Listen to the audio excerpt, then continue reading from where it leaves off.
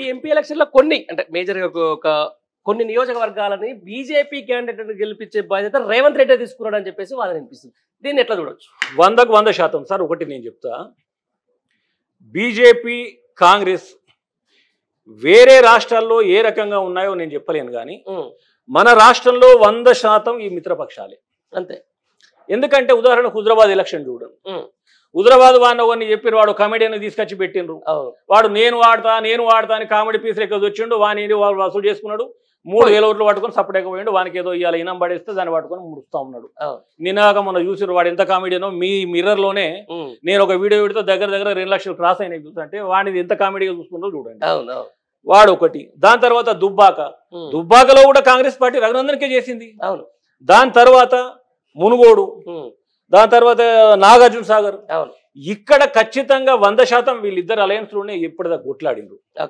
ఇంకోటి, ఇవాళ ఏదైతే బీజేపీ పార్టీలో ఉన్నటువంటి ఆదాని, బీజేపీ పార్టీ నాయకుడే అంతే, ఒక విధంగా చెప్పాలి. ఆ ఆదాని నిన్న మొన్నటి దాకా రాహుల్ గాంధీ తిట్టిండు, రేవంత్ రెడ్డి తిట్టిండు. ఇలా వానికి గ్రీన్ తివాచి వచ్చి వాడిని తీసుకొచ్చి రాష్ట్రంలో జొరగొట్టుకున్నారు. దీనికి ఎవరు గైడ్ చేస్తున్నారు? మోడీ గైడ్ చేస్తే వాడు తీసుకొచ్చుకుంటున్నాడు. ఇలా ఏదైతే ఈ అభ్యర్థులను నిర్ణయించే క్రమంలో మీరు గమనించండి, అభ్యర్థులను ఎక్కడ ఎవరికి అనుకూలంగా పెట్టానో ఆ రకంగా అనుకూలంగా పెట్టేసి ఇలా బండి సంజయ్ మీద పెట్టే క్యాండిడేట్ డమ్మే ఉంటాడు, ఇటు సికింద్రాబాద్ లో పెట్టే క్యాండిడేట్ డమ్మే ఉంటాడు. ఇట్లా కొన్ని సీట్లు చూసుకుంటే రేవంత్ రెడ్డి వీళ్ళని గెలిపించే బాధ్యత తీసుకున్నాడు. తీసుకొని ఆ బడే బాయి రుణం తీర్చుకోవాలి, బడే బాయి అభినందనలు ఆయన తోటి కొంత ఆ ప్రయోజనం పొందాలి. ప్రయోజనం మీన్స్ పార్టీ కాదు, ఆయన పొందాలనుకుంటున్నాడు. ఇలా కాంగ్రెస్ పార్టీ రేవంత్ రెడ్డి కూడా నేను కాంగ్రెస్ పార్టీని విరోధితాడని గెలిచేదాకా ముఖ్యమంత్రి అవకాశం ఇచ్చేదాకా జై సోనియమ్మ అన్నాడు, జై రాహుల్ గాంధీ అన్నాడు. ఇప్పుడు అంటున్నాడు ఒక వీడియో చూడండి, జై సోనియమ్మ లేదు, జై రాహుల్ గాంధీ లేదు, మా బడే బాయ్ కూడా బడే బాయ్ సంఖ్యలో పుట్టబోతున్నాడు. అంతే. ఇలా తెలంగాణలో కూడా గెలిస్తే బీజేపీ టికెట్లు ఏదో మోడీ వస్తేనే, లేకపోతే ఏదో కిషన్ రెడ్డి లేకపోతే బండి సంజయ్ ఇస్తే కాదు, ఇవి కూడా రేవంత్ రెడ్డి ఆధ్వర్యంలో కొనసాగుతూ ఉన్నాయి. రేవంత్ రెడ్డి వాడికి డబ్బులు పెడతాడు, రేవంత్ రెడ్డి అక్కడ డమ్మీ అభ్యర్థులను పెడతాడు, వాళ్ళని గెలిపిస్తాడు.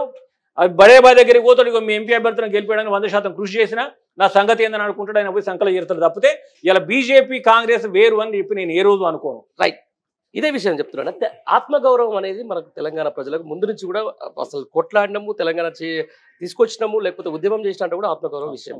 మళ్ళీ ఈ రోజు తెలంగాణ ప్రజల ఆత్మగౌరవం, తెలంగాణ ఏదైతే ఉందో అస్తిత్వం అనేది మళ్ళీ ఢిల్లీకి తాకట్టు పెట్టబడుతూ ఉంది. దీనికి ప్రత్యక్ష ఉదాహరణ ఈ 3-4 నెలల్లో వచ్చిన దాంట్లో 20 సార్లు రేవంత్ రెడ్డి గారు కనుక ఢిల్లీకి పోతా ఉన్నారు. దీన్ని ఎట్లా చూడొచ్చు? ఇప్పుడు ఒకటేసారి ఇటుకైనా మట్టికైనా మనవుడు కావాలంటాం. మన తెలంగాణలో బలంగా నమ్మే మాట ఇది. ఎందుకంటామంటే మనోడికి మన కష్ట సుఖం తెలుసు. మనోడు ఏ రకంగా పాలిస్తే మన రాష్ట్రం బాగుపడితే మన ప్రజలు సుఖంగా జీవిస్తారని తెలుసు.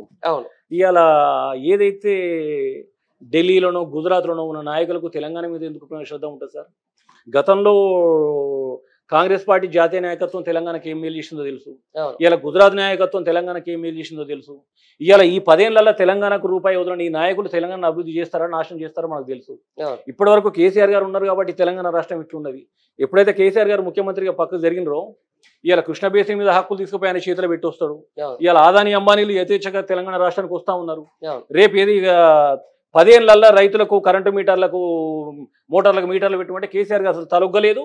వాళ్ళు ఎంత బెదిరించినా ఎంత బ్లాక్ మెయిల్ చేసినా ఎక్కడ ఇంకా పోలేదు. ఖచ్చితంగా నేను పెట్టను, నా రైతులకు ఉచితంగానే కరెంట్ ఇస్తాను. ఇప్పుడు ఇలా కరెంటు మోటార్లకు కూడా మీటర్లు పెట్టే పరిస్థితి వస్తా. జాతీయ నాయకుల చేతిలో కీలు బొమ్మలే వీళ్ళు. జాతీయ నాయకుల స్వార్థ ప్రయోజనాల కోసం వాళ్ళ బూట్లు నాకుంటా తిరిగే ఏజెంట్లు వీళ్ళు తప్పితే తెలంగాణకు వీళ్ళ వల్ల ప్రయోజనం లేదు. రాబోయే రోజుల్లో తెలంగాణ ఇంకా చాలా నష్టపోయే పరిస్థితులు ఉన్నాయి. ఇప్పటికీ ప్రజలు తెలుసుకుంటా ఉన్నారు. రేపు రాబోయే పార్లమెంట్ ఎన్నికల్లో కేసీఆర్ గారి నాయకత్వాన్ని బలంగా నిలబెడితేనే తెలంగాణ అస్తిత్వాన్ని మనం కాపాడుకున్న వాళ్ళం, తెలంగాణ ఆత్మగౌరవాన్ని మనం కాపాడుకున్న వాళ్ళం అవుతాం. కానీ ఈ దొంగల చేతిలో పెట్టి దొంగకు తాళం ఇచ్చి మనం చూసుకుంటా పోతే మన సంపాదన గుల్ల అవుతుంది, మనం రోడ్డు మీద పడతాం. ఒక చిన్న ఉదాహరణ చెప్తా సార్. చెప్పండి. మేడిగడ్డ ప్రాజెక్ట్ అనేది ఇలా జగమెరిగిన సత్యం. మేడిగడ్డ ప్రాజెక్టులో లోపాలు చిన్న చితక ఇవన్నీ ఉన్న మాట నిజమైతే ఇలా ప్రపంచవ్యాప్తంగా ఉన్నటువంటి అతిపెద్ద ఛానళ్లలో 8 భాషలలో లైవ్ టెలికాస్ట్ పెట్టి ప్రపంచమంతా వివరించినటువంటి చరిత్ర ప్రాజెక్టుకు ఉంది.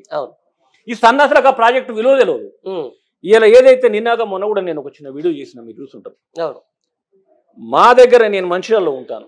మంచిర్యాల మా దగ్గర నుంచి ఏంటంటే జస్ట్ ఇట్లా ఆలయం దాటి అడుగు పెట్టంగానే గోదావరిలో మనం కాలు పెడతాం. ఇవాళ ఆలయం నుంచి కిలోమీటర్ పోయిన చుక్క నీరు లేదు. దీనికి కారణం ఎవరు? ఇవాళ కేసీఆర్ గారి గొప్పతనం మీరు ఒకటి చూడండి. రైతులు ఏదైనా నీళ్లు వాడుకుంటే ఆ రైతన్న వాడేది మన పొలం సాగు చేయడం కోసము, చేలు సాగు చేయడం కోసం, ఇతరత్ర తోటలు సాగు చేయడం కోసం చేసుకొని వచ్చిన పంటను ఇటు తినడానికి ఇస్తూ తను బ్రతికే కార్యక్రమం ఇది. ఇదంటే అత్యంత కీలకమైనటువంటి, ప్రపంచవ్యాప్తంగా అత్యంత కీలకమైనటువంటి పరిణామం. దీనికి కాంగ్రెస్ ప్రభుత్వం ఉన్నప్పుడు, కేసీఆర్ గొప్ప ఆలోచన చెప్తాను నేను, కాంగ్రెస్ ప్రభుత్వం ఉన్నప్పుడు ఎక్కడైనా రైతుకు అవసరం ఉండి ఆ గోదావరికో లేకపోతే కాలువకో మోటార్ పెట్టి నీళ్లు తీసుకుంటే నాన్ బెయిలబుల్ కేసు బుక్ చేసి వాళ్ళని జైల్లో పెట్టిన చరిత్ర మనం చూసినాం. కానీ కేసీఆర్ గారు ముఖ్యమంత్రి అయిన తర్వాత మీరు వాడే ఈ అత్యంత పుణ్యమైన కార్యక్రమాన్ని నేను అంత తప్పుగా ఒక దొంగలాగా చిత్రీకరించను. మీకు ఎక్కడ నీళ్ళు అవసరం ఉంటే అక్కడ మోటార్లు వేసుకోండి, నీళ్లు తీసుకోండి, వాడుకోండి, పంటలు దిగుబడి తెచ్చుకోండి అని చెప్పేసి ఇచ్చిండు. ఇవాళ మేము గోదావరి ఎంబడి తిరుగుతా ఉంటే కొన్ని వేల మోటార్ల కనెక్షన్లలో ఎండిపోయి ఆ మట్టిలో ఇసుకలో గూడుకపోయి అవన్నీ ఉన్నాయి. అంటే లక్షల మంది రైతులు ఈ నదిలో నుంచి నీళ్లు తీసుకుని పంటలు పండించుకున్న వాళ్ళందరూ ఇలా రోడ్డు మీద పడ్డారు. ఇలా పంట పొలాలకు నీరు లేక పంటలు ఆలబెట్టుకుంటా ఉన్నారు, చెప్పులతో కొట్టుకుంటున్నారు, అందులో పడి బొర్రుతున్నారు. ఇంత జరిగిన కేసీఆర్ గారు నా బిడ్డలకు ఆపద రావద్దని చెప్పి స్పందించిండు. కానీ ఈ రోజు ఉన్నటువంటి ఈ దొంగ ఒక్కడు కూడా ఇప్పటి వరకు కనీసం స్పందించలేదు, వాళ్ళ పరిస్థితి ఏందని కూడా ఆలోచించలేదు. ఇలా రైతు బంధు నాకు ఆకలైనప్పుడు అన్నం పెడితే నేను దలుచుకుంటాను, నాకు అన్నం పెట్టి నా ఆకలి చల్లార్చిందని నేను బ్రతుకున్నంత కాలం గుర్తుంటుంది. ఇలా ఏదైతే పంట సాయం అనేది ఆ రైతు పంట ఎక్కడైతే ప్రారంభిస్తాడో పంట విత్తనాలు వేయడం, ఎరువులు చల్లడం, ఆ రోజు రైతు బంధు ఆయన చేతిలో పెడితే నాకు ఉపయోగపడుతుంది. ఇప్పటివరకు రైతు బంధు ఇవ్వలేదు, 6 సార్లు టైం పెట్టింది, 6 సార్లు టైం దాటి ఇప్పటికీ ఏవో అవి చిన్న చిన్న కాబులు ఎప్పుడు దాటేస్తున్నా తప్ప వాటి మీద సీరియస్నెస్ లేదు. అంటే రైతు బంధు వాళ్ళు ఆల్రెడీ పంట వేసుకొని కూడా 2 నెలలు 3 నెలలు అవుతుంది, ఇంకా నువ్వు రైతు బంధు ఎప్పుడు ఇస్తావు? దీని మీద నీకు స్పందన ఉందా? అసలు దానిపైన ఆలోచన ఉందా? దానిపైన ఒక మీటింగ్ అనేది ఏర్పాటు చేసుకున్నారు వీళ్ళు.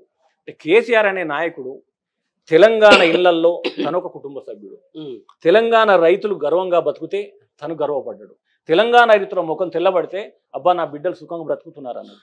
ఆ కార్యక్రమంలో భాగంగా వాళ్ళకు ఉచిత కరెంట్ ఇచ్చిండు, ఎరువులు సకాలంలో అందించిండు, కొనుగోలు కేంద్రాలు పెట్టిండు, 24 గంటలు మీరు ఎప్పుడు వాడుకున్న నీళ్ళు అందుబాటులో ఉండాలని నీళ్లు పెట్టిండు, మేడిగడ్డ లాంటి ప్రాజెక్టు కలిసి తెలంగాణ రాష్ట్రం అంతా దింపిండు. వాళ్లకు రైతు బీమా, రైతు బంధు ఏర్పాటు చేసేసి వాళ్ళలో ఒకటిగా నిలబడి గతంలో 20,000 ఎకరం లేనటువంటి భూములు ఇలా ఏ మారుమూల ప్రాంతానికి పోయినా 20 లక్షల ఎకరం, 30 లక్షల ఎకరం అయింది. ఇలా అమ్మే రైతులు లేరు. అలాంటి పరిస్థితి నుంచి మళ్ళీ యథాస్థితికి ఈరోజు వస్తూ ఉన్నది. పంట పండించే ఆలోచన కానీ, ఆ రైతులకు పంట పండించుకోవడానికి సరైనటువంటి సౌకర్యాలు కానీ లేనటువంటి దీన పరిస్థితి అలా తెలంగాణకు వచ్చిందంటే దీనికి కారణం కొంతమంది దొంగలంతా ఒక జట్టుగా ఏర్పడి కేసీఆర్ ను ప్రజలు ఆదరిస్తున్న విధానంలో మనకు అవకాశాలు రావు అని చెప్పేసి ఎవడి నోటికి వచ్చిన అబద్ధం వాడు ఆ ప్రజల ముందు చెప్పి చెప్పి చెప్పి చెప్పి పిచ్చి కుక్కను, మంచి కుక్కను 10 సార్లు పిచ్చి కుక్క అంటే పిచ్చి కుక్క అయిద్దని చెప్పేసి అన్నట్టుగా ఆ రకంగా ఏదైతే లేని అబద్ధాలను సృష్టించి అలా కేసీఆర్ గారి చేతులకి అధికారాన్ని తీసుకొని రాష్ట్రాన్ని అధోగతి పాలు చేస్తున్న సందర్భంలో తెలంగాణ బిడ్డలందరూ ఏకం కావాలి, తెలంగాణ రైతులందరూ ఏకం కావాలి. తెలంగాణలో ఉన్న మేధావులు ఇప్పటికైనా సిగ్గు తెచ్చుకొని గతంలో ఇలా మాటలు నమ్మి మేము మోసపోయినాం, మేము కూడా అబద్ధాలు ఆడినాం, ఇది కరెక్ట్ కాదు, కేసీఆర్ గారి పాలనే కరెక్ట్ అనే విధంగా వాళ్ళకు ఒకసారి ముందుకు వచ్చి మళ్ళొకసారి వాళ్ళ ఆత్మ పరిశీలన చేసుకుంటే బాగుంటుందని ఆలోచన.